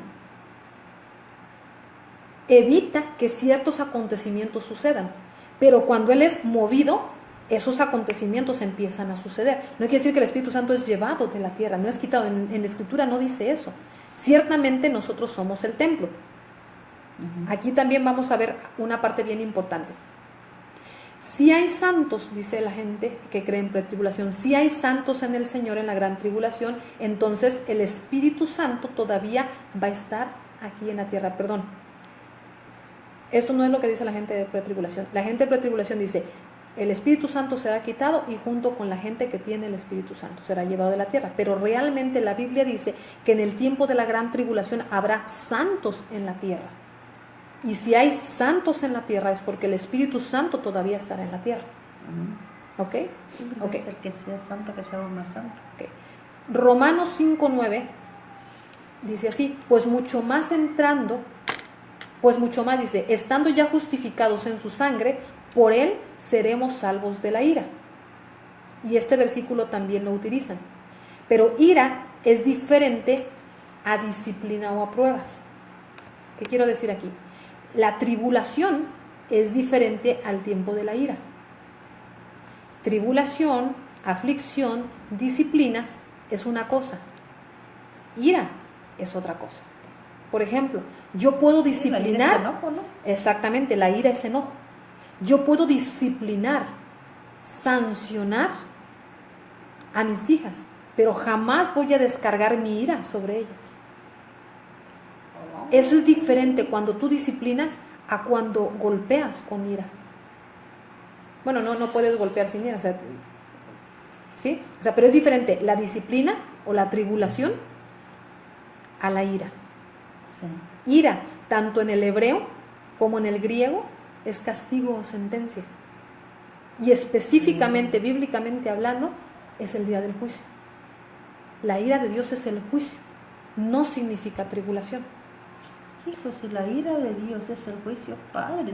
Exactamente. Entonces nosotros seremos, no vamos a atravesar la ira. Dios nunca pone bajo ira a sus hijos. Pero vamos a ver Ezequiel 33. Dice, porque cerca está el día de Jehová, día nublado, día de castigo de las naciones será. El día de Dios, el día de castigo, el día de la ira, es un castigo para las naciones. Joel 2:31. Joel 2:31 dice, el sol se convertirá en tinieblas y la luna en sangre antes que venga el día grande y espantoso de Yahweh. Algo va a pasar bien tremendo en este día. Aquí sí será derramada la ira y el enojo de nuestro Dios contra las naciones. Pero es diferente la tribulación a la ira. ¿Y nosotros qué?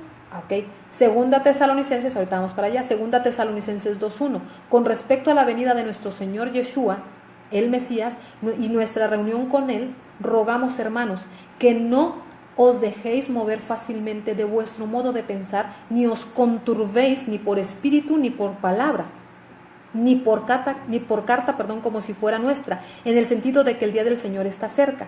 Nadie os engañe, dice Tesalonicenses, en ninguna manera, porque no vendrá sin que antes venga la apostasía y se manifieste el hombre de pecado y el hijo de perdición. ¿Qué está diciendo entonces Tesalonicenses aquí? Dice, no te dejes mover sobre lo que es el tema de la segunda venida, sobre lo que es el tema de la venida de nuestro Señor. Dice, que nadie te confunda, que nadie te perturbe, que nadie te haga pensar ni que te mueva fácilmente de este modo de pensar, dice Pablo. Porque no va a venir, Él no va a regresar sin que primero venga la apostasía y sin que sea manifestado el hombre de pecado o el hijo de perdición, el anticristo. Aquí nuestro Señor Yeshua nos da una línea de tiempo perfecta, nos está diciendo, nos da una línea de tiempo clara. Sí. Él no va a regresar sino hasta que el hombre de pecado o el anticristo sea manifestado. Primero se tiene que manifestar. Y esto ya es un problema para los que creen en pretribulación, porque esto sucede, o sea, la manifestación del hombre de pecado sucede, sino hasta más allá pasadita de la mitad de los 7 años. O sea, de los 7 años que hablábamos la semana pasada, a la mitad, o sea, los primeros 3 años y medio, después de esos primeros 3 años y medio, es cuando se manifiesta el hombre de pecado. Es cuando sale a la luz la manifestación del hombre de pecado. Cuando comienzan los 7 años. Vamos para allá. Daniel, me dicen aquí, que no cuando empiezan los 7 años. Ok, por eso es importante ir a la escritura, a ver qué, y por eso estamos viendo escritura. No me voy a detener, por ejemplo, a darme el tiempo de buscarla aquí, porque es demasiado versículo, pero usted lo puede buscar en casa, usted puede irlos anotando, usted puede volver a ver la enseñanza y los va buscando en la versión que usted utilice. Muy bien. Daniel 9:27. Dice, y por otra semana más, voy a a leerlo así, dice, por otra semana o por un 7 más, confirmará el pacto con muchos. A la mitad de la semana hará cesar el sacrificio y la ofrenda. Después, con la muchedumbre de las abominaciones vendrá el desolador, hasta que venga la consumación y lo que está determinado se derrame sobre el desolador. Otra vez. Sí, está claro. Aquí bien importante, nos está mencionando acerca de los 7, para los que entienden profecía, y vamos a enseñarlo esto también más adelante, pero Daniel 9:27 habla de del último 7, podríamos decirlo así. El último 7 hace referencia a la última semana, que más bien son años. Sí. Okay. Son los últimos 7 años. La última semana, los últimos acontecimientos de estos 7 años, dice así. Y por otra semana, o sea, por otros 7 más, una semana tiene 7 días. Entonces, cada día representa un año de estos últimos 7 años, del fin. Por otra semana, confirmará el pacto con muchos. A la mitad de la semana, o sea, a la mitad del 7, 3 años y medio, dice, hará cesar el sacrificio y la ofrenda. Aquí bien importante, por eso entendemos nosotros que se va a volver a reanudar, la ofrenda continua, el sacrificio continuo, la ofrenda que se daban en el primer templo y en el segundo templo. La ofrenda continua, los sacrificios. De hecho, hay mucha gente que entiende que Jerusalén es el lugar santo.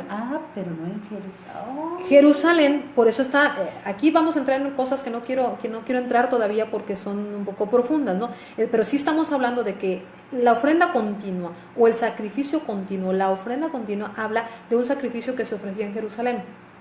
Cuando llegaban los corderitos, cuando eran ofrecidos, y continuamente había ofrenda, día y noche estaba la ofrenda continua. Entonces, cuando quitan el templo, en el 70 de la era cristiana, el segundo templo, entonces todo esto desaparece y es quitado, pero dice que va a volver a reanudarse. Cuando esto suceda, dice Mateo 24, el versículo 15, menciona, cuando vean sentarse a la abominación desoladora en el lugar santo, entonces entienda. Es tiempo de, vámonos, está hablando precisamente de esto que está hablando aquí Daniel. ¿Ok? Dice entonces, por otra semana más confirmará el pacto con muchos. A la mitad de la semana, o sea, pasado 3 años y medio, hará cesar el sacrificio y la ofrenda. Después, con la muchedumbre de las abominaciones, vendrá el desolador. O sea, se va a sentar el desolador en el lugar santo, o sea, en Jerusalén. Hasta que venga la consumación, o sea, durante 3 años y medio va a estar sentado. ¿Sí? Hasta que venga la consumación y lo que está estimado, así es, le dicen aquí, yo lo sabía al revés, por eso es importante ir a la escritura, vamos y hacemos el análisis, ¿ok? Pero esto se utiliza para hablar de los últimos 7 años, donde bajo el régimen de lo que hoy muchos hablan como el nuevo orden mundial, ¿sí? Habrá un periodo de 7 años finales. Durante esos 7 años, los primeros 3 años y medio serán de paz, de acuerdos mundiales, en donde vamos a trabajar bajo un mismo gobierno, una misma forma de pensar, y así se va a tratar de mantener, mientras yo voy instalando o voy haciendo mi agenda, mi planificación, dice el diablo, para los acontecimientos de ese tiempo. Entonces, a los 3 años y medio van a decir, no hay religión, no hay ofrenda, la religión trae conflicto, vamos a eliminar todo, vamos a eliminar a todos, y empieza la persecución, y empieza realmente la parte muy, muy, muy difícil, ok.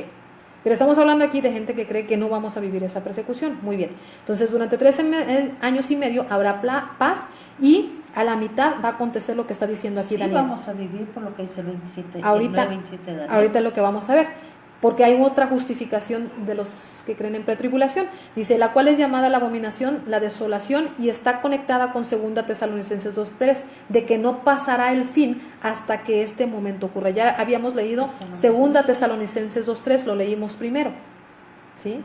Ok. Esto me está diciendo que el regreso del Mesías no puede ocurrir 2:3, sino hasta que por lo menos la mitad de los primeros 3 años y medio de esos 7 años finales. Ahora bien, el primer punto primordial de los que creen en pretribulación es el siguiente: que Dios trata de formas diferentes con Israel de cómo trata con la iglesia del Nuevo Testamento. Y dice que todos los pasajes que aparentan hablar de tribulación se refieren al pueblo judío. ¿De qué estoy hablando? Y voy a repetirlo. Gente que cree en pretribulación dice, Eso no es para mí. Esa tribulación no va a ser para mí. Eso va a ser para los judíos. Porque Dios tiene un tratamiento diferente de los judíos con el Nuevo Testamento, de la iglesia del Nuevo Testamento, perdón. Ahora, dicen, entendemos que habrá santos, pero no se refieren a los judíos. Pero se refieren, perdón, a los judíos, o a aquellos que fueron dejados después del arrebatamiento.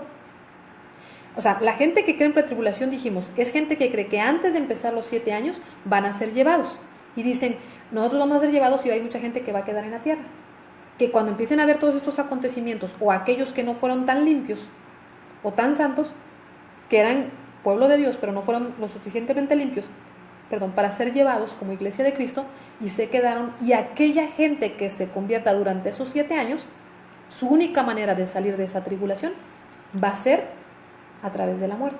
Van a ser probados de tal manera y van a morir. Entonces dicen, la tribulación se refiere a los judíos y a la gente que se va a quedar después del rapto. Eso es lo que dicen, esa es la teoría que ellos manejan, y eso es lo que están diciendo aquí. ¿Sí? Entonces, aquí bien importante. La Biblia no lo dice. Esa es la parte que me dicen aquí, la Biblia no lo dice, por eso es importante hacer el análisis. ¿Qué es lo que crees tú y en qué momento de la historia crees que vas a ser llevado? ¿Antes, en medio, después del medio o al final? ¿Ok?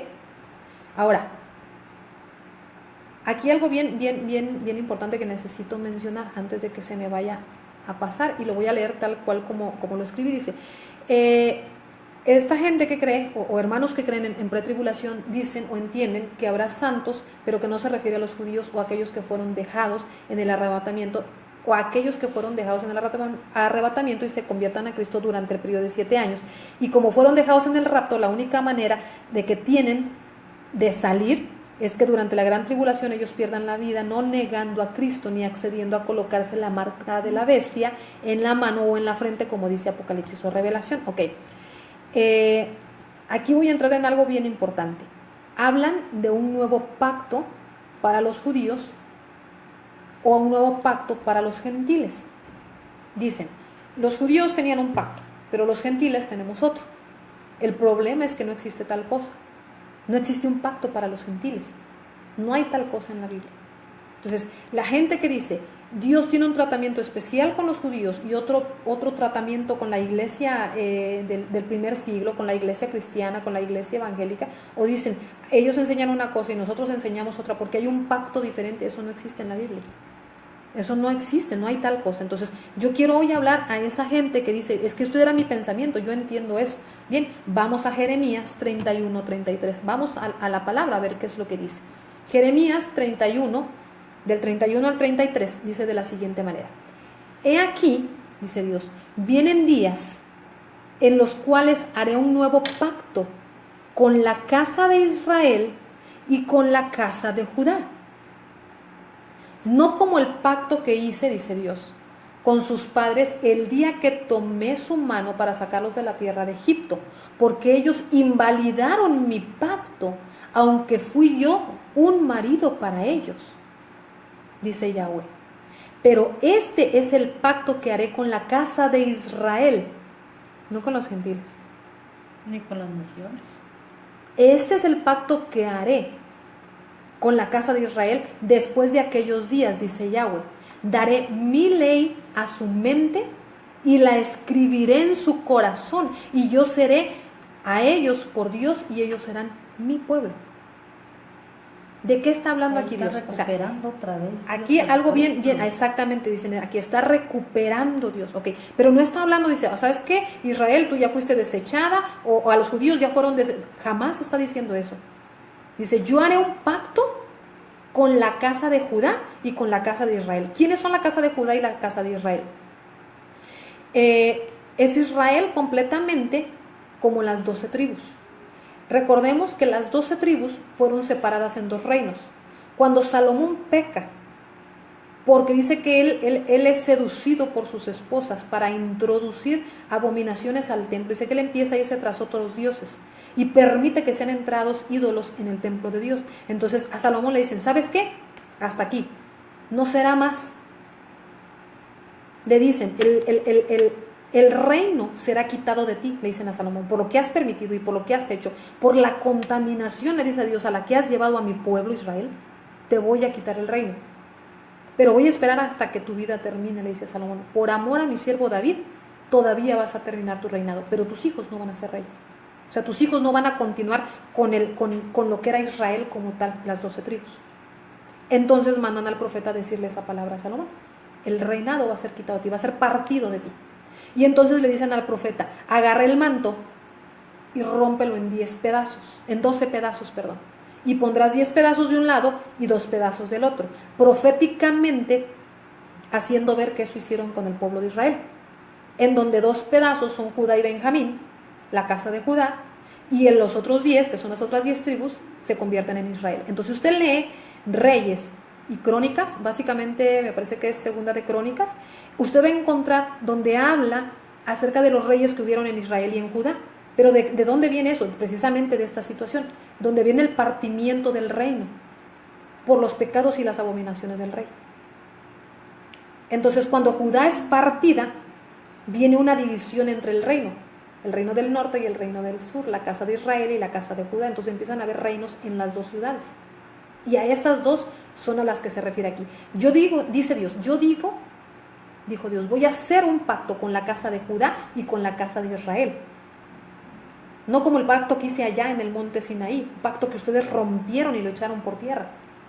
Este pacto lo voy a escribir en sus corazones. Yo voy a ser Dios para ellos en sus corazones. ¿Ok? Pero jamás habla de un pacto con los gentiles. De hecho, si usted me dice, es que es el pacto que hizo nuestro Señor Yeshua en el momento del partimiento del pan. Hello, el pacto lo hizo con judíos. Ese pacto, el nuevo pacto, o sea, la Santa Cena, ahí no había gentiles. Entonces no se refiere a eso. Ok, regreso entonces a Jeremías. Ezequiel 11:16 dice así. Ezequiel 11:16. Por tanto, di, así dice Yahweh Dios, aunque yo los había echado lejos entre las naciones y aunque yo los había dispersado por las tierras, sin embargo fui para ellos su santuario por poco tiempo en las tierras donde habían ido. Esto es Dios hablando a su pueblo Israel. Santiago 1:1, ya vimos Antiguo Testamento, vamos al Nuevo Testamento. Santiago 1:1. Santiago, siervo de Dios y Señor Jesucristo, a las 12 tribus que están dispersas, saludos. Esta es la saludación que da Santiago. Dice, a las 12 tribus que están dispersas. Está hablando a los dispersados de la casa de Israel. Primera de Pedro dice así, apóstol, dice Primera de Pedro, dice, apóstol de Jesucristo, a los expatriados de la dispersión que están en Ponto, en Galacia, Capadocia, Asia y Bitinia. Aquí el apóstol Pedro está escribiendo su carta a los que habían salido, a los que estaban, dice, en la dispersión, a los que estaban dispersos en las naciones. ¿De quién? De la casa de Israel. Estamos hablando del Nuevo Testamento, la iglesia del primer siglo, y están escribiendo a los dispersados. Dice Primera de Pedro entonces, versículo 2, elegidos según el previo conocimiento. Elegidos, dice Pedro, elegidos según el previo conocimiento de Dios Padre en santificación. Es Primera de Pedro. Primera de Pedro dice, voy a leerlo desde el versículo 1. Primera de Pedro 1:1 dice, apóstol de Jesucristo, Pedro, apóstol de Jesucristo, a los expatriados de la dispersión en el Ponto, Galacia, Capadocia, Asia y Bitinia, elegidos según el previo conocimiento de Dios Padre en santificación del Espíritu, para obedecer y ser rociados con la sangre de Yeshua. Gracia y paz os sean multiplicadas. Aquí es Pedro saludando a quienes. Y decimos que las cartas nos aplican a nosotros. ¿Y si nos aplican? Sí, sí nos aplican. ¿Quiénes son los elegidos aquí entonces? Israel. Es Israel. Y Israel es la rama. Yo soy el injerto. La Biblia define a los elegidos como los hijos de Dios. Y los hijos de Dios fueron dispersados. O sea, los hijos inicialmente de Dios, Israel, fueron dispersados por romper el pacto matrimonial entre Dios y ellos. Y fueron dispersados hacia los 4 extremos de la tierra. Romanos 2:13. Porque no son los oidores de la ley los justos ante Dios, sino los hacedores de la ley y serán justificados. Pero muchos dicen que la ley ya fue abolida, cuando aquí dice claramente Romanos, Nuevo Testamento, que son los hacedores de la ley los que son justificados. Y me regresó a Jeremías 31:33, dice, pero este es el pacto que haré con la casa de Israel. Después de aquellos días, dice Yahweh, daré mi ley en su mente y la escribiré en su corazón. Y yo seré a ellos por Dios y ellos me serán por pueblo. Deuteronomio dice en mi Biblia, no hay una ley para el nativo y para el extranjero. Hay una sola, perdón, no hay ley, una para el nativo y otra para el extranjero. Hay una sola ley y aplica para los dos. Me decía, esta será la ley para el que es nacido en Israel y para el extranjero que viene a ti, aunque sea por servicio, la misma ley vas a aplicarle. No existen dos leyes. O eres pueblo o no eres pueblo. Ahora bien, ¿nosotros qué función tenemos? Los que no nacimos con sangre de Israel o en alguna de las 12 tribus. Nosotros fuimos insertados. ¿Dónde fuimos insertados? En Romanos 11:24 encontramos esa inserción.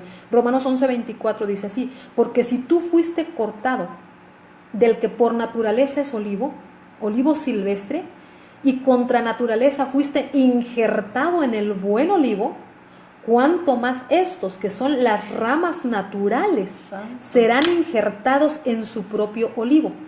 Ahora bien, ¿qué es un olivo aquí?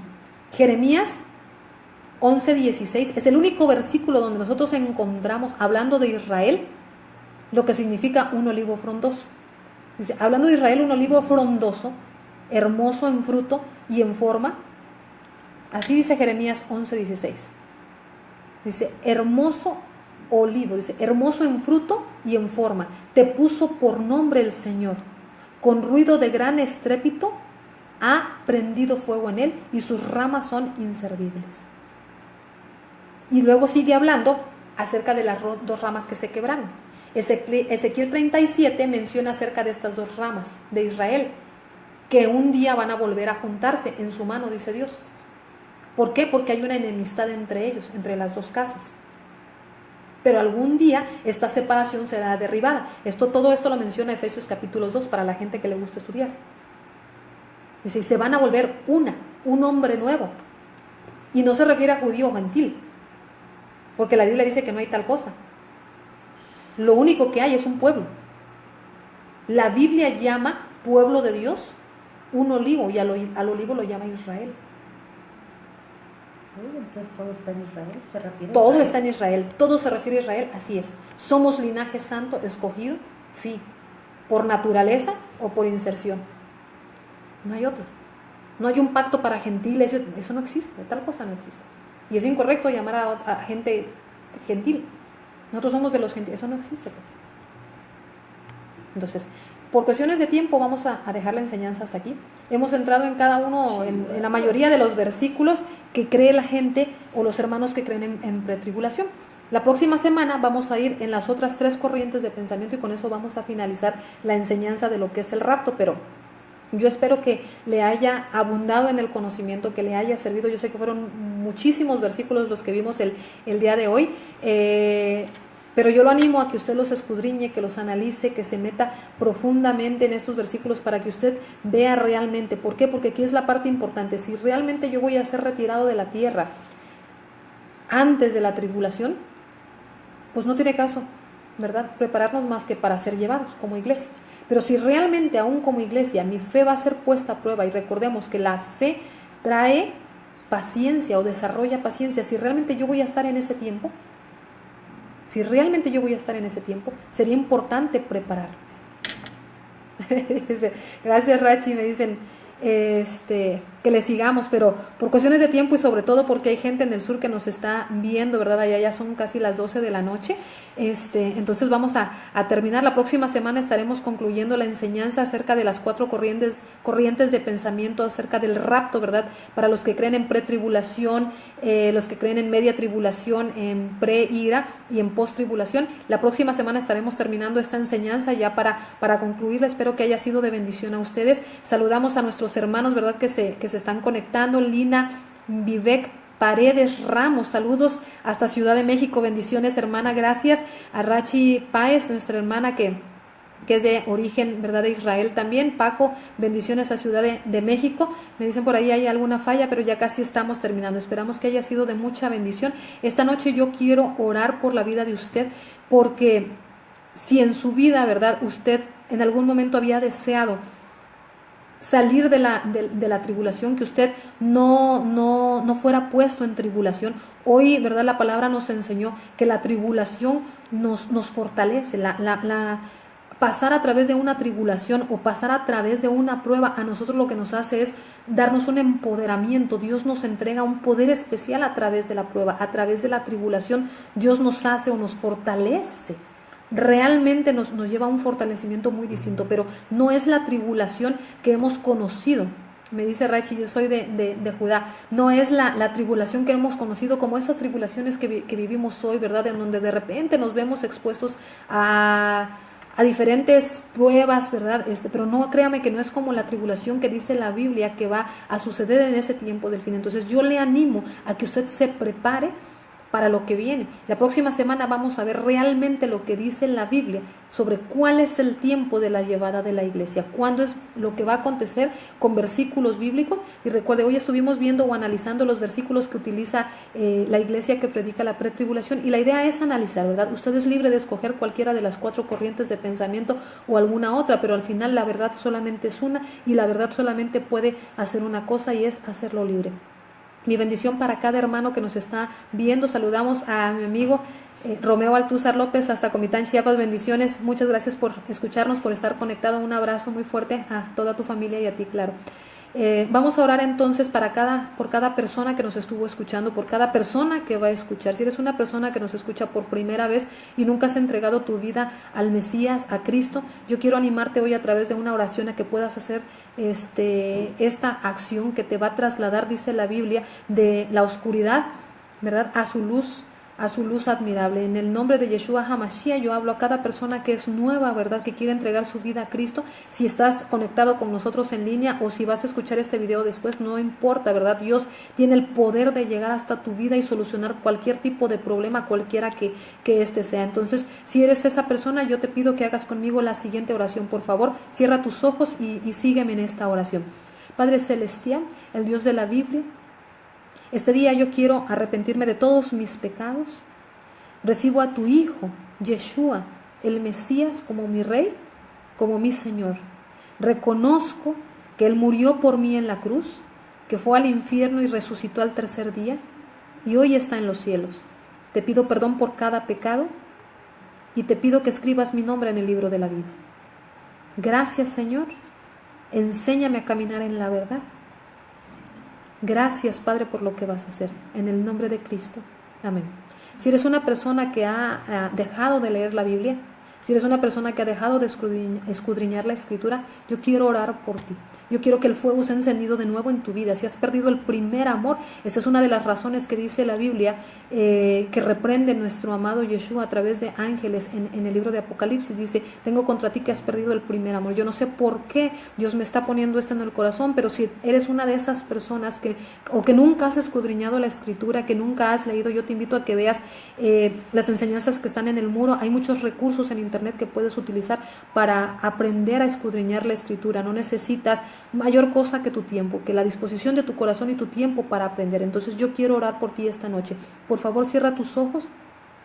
Padre Celestial, yo oro esta noche por cada persona, Señor, que está conectado, sobre aquellos, Señor, que nunca han sentido el fuego de tu Santo Espíritu, o sobre toda persona, Señor, que su fuego se ha apagado. Mira, Padre, tú dices que somos como antorchas encendidas, como zorras encendidas que van por un campo, Señor, y que al pasar, Señor, vamos encendiendo todo lo que está a nuestro paso. Así que, Padre, esta noche yo pido de tu Santo Espíritu que empiece en esta hora, Padre, por el poder de tu palabra, a encender, Señor, cada espíritu que está adornado adormecido, cada espíritu, Señor, que ha sido, Padre, enfriado por las pruebas, por los acontecimientos que ha sucedido en su vida, mi Dios, enséñale tú, Padre, con tu palabra, que las pruebas lo que hacen es fortalecer su vida, Señor, que no hay prueba que no dé fruto, Señor, que no hay prueba, Señor, que no traiga a la luz o que dé a luz paciencia, Señor. Así que mira, Padre, cualquier persona que sea decaído o cansado en su camino, Señor, yo animo, Señor, que tu Espíritu vaya, Señor, hasta ellos y que fortalezca su vida, mi Dios. Si una persona, Señor, se ha cansado de escudriñar o nunca ha tenido esa hambre por conocerte, Padre,